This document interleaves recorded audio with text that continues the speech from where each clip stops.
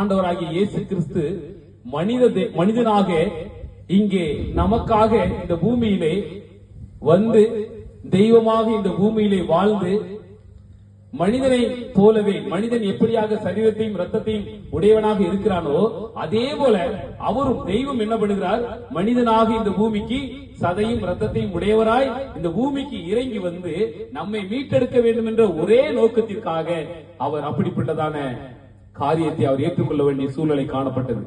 பிலிப்பியர் என்கிற ஒரு புத்தகத்திலே சொல்லப்பட்டிருக்கிறது, எல்லா தகுதியும் இருந்து தேவனுக்கு சமமாய் இருப்பதை கொள்ளையாடின பொருளாக எண்ணாமல் அவர் தம்மை தாமே வெறுமையாக்கி இந்த பூமியிலே இறங்கி வந்தார் என்று சொல்லி நாம் பார்க்கிறோம். காரணம் என்னவென்றால் நம் மீது வைத்த அன்பு. ஏனென்றால் சகோதரன் சொன்னது போல மனிதனை உருவாக்கும் போது அவருடைய சொந்த ஜீவ சுவாசத்தை கொடுத்து அவன் ஜீவ ஆத்மாவானான், அவன் உயிர் பெற்றான் என்று சொல்லி நாம் வேதத்தில் வாசிக்கிறோம். அப்படி அவர் நிமித்தமாக கொடுக்கப்பட்ட உயிரானது, அந்த ஜீவனானது எந்த சூழ்நிலையிலும் கெட்டு போகக்கூடாது என்பதற்காக, அது வீணாகி போய்விடக் கூடாது என்பதற்காக அவருடைய கீழ்ப்படியாமையினாலே மனிதன் பாவம் செய்தான் என்று கடவுளுக்கு நன்றாக தெரியும். ஆனால் பாவத்திற்கு பிராயச்சித்தம் என்பது நிச்சயமாக அவசியமாக இருந்தது. ஏனென்றால் ரத்தம் சிந்துதல் இல்லாமல் பாவ மன்னிப்பு இல்லை என்று சொல்லி வேதம் தெளிவாக சொல்லுகிறது. ஆகவேதான் இந்த உலகத்தில் நம்ம என்ன செய்கிறோம், பாவத்திற்கு பரிகாரமாக ஆடையோ அல்லது ஒரு கோழியோ இல்ல ஒரு பறவையோ நம்ம தகுதி கேட்டார் போல பாவ நிவர்த்திக்கு என்று பழி செலுத்தி என்னுடைய பாவத்தை நிவர்த்தி செய்யலாம் என்று சொல்லி நமக்கு நாமே ஒரு தீர்மானித்திருக்கிறோமே தவிர இது தேவனுடைய திட்டம் அல்ல, இது கடவுளுடைய சித்தமும் அல்ல.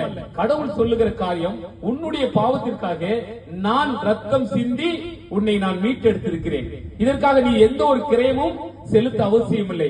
நான் கிரயமாக பாவத்திற்கு பரிகாரமாக ஆண்டவராகிய இயேசு கிறிஸ்து இந்த பூமிக்கு வந்தார் என்பதை தான் இப்பொழுது நாங்கள் நற்செய்தியாக அறிவித்தோம். இதை யார் ஒருவர் விசுவாசித்து ஏற்றுக்கொள்கிறீர்களோ அவர்கள் எல்லாரையும் தம்முடைய பிள்ளைகள் ஆகும்படிக்கான அதிகாரத்தையும் அவர் கொடுத்திருக்கிறார். எந்த ஒரு தகப்பனும் அப்படிப்பட்ட அதிகாரத்தை கொடுக்கவே இல்லை. இந்த உலகத்தில் எந்த தெய்வமும் அப்படிப்பட்ட அதிகாரத்தை கொடுக்கவே இல்லை.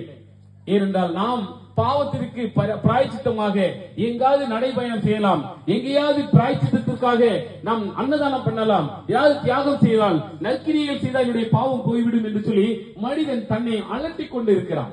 தன்னுடைய சரீரத்தை குத்தி எப்படியாகிலும் பாவத்திற்கு நிவர்த்தி செய்யலாம் என்று நாட்களை அளவு குத்தி எப்படியெல்லாமோ பிராயச்சித்தம் செய்து அது பாவத்தை எந்த சூழ்நிலையும் ஒரு மனிதனுக்கு போக்காது.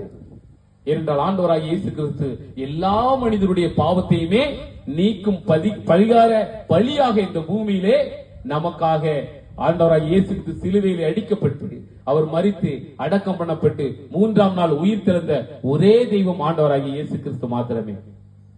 அதை ஒருவேளை உங்களுடைய வாழ்க்கையிலே இந்த ஆண்டவராகிய இயேசு கிறிஸ்துவை இன்றைக்கு நீங்கள் ஏற்றுக்கொள்ள விரும்புவீர்கள் என்றால் இதற்கென்று நீங்கள் எந்த விதமான பிராயச்சித்தமோ இதற்கு நிகராக நீங்க எதுவும் அதற்கு நிகராக செலுத்த வேண்டிய அவசியமே இல்லை. ஒரே ஒரு வார்த்தை, ஆண்டவரே என்னுடைய பாவத்திற்காக நீர் இந்த பூமிக்கு வந்தீர், நீர் எனக்காக மரித்தீர், நீர் எனக்காக அடக்கம் பண்ணப்பட்டு எனக்காக மறுபடியும் உயிர் தெழுந்து இன்னும் எனக்காக ஜீவனோடு இருக்கிற ஜீவாதிபதி ஜீவனுள்ள தெய்வம் நீர் ஒருவர் மாத்திரமே என்று சொல்லி யார் ஒருவர் தன்னுடைய வாயினாலே அறிக்கையிடுகிறார்களோ அவர்களுக்கு இன்றைக்கு ரட்சிப்பு.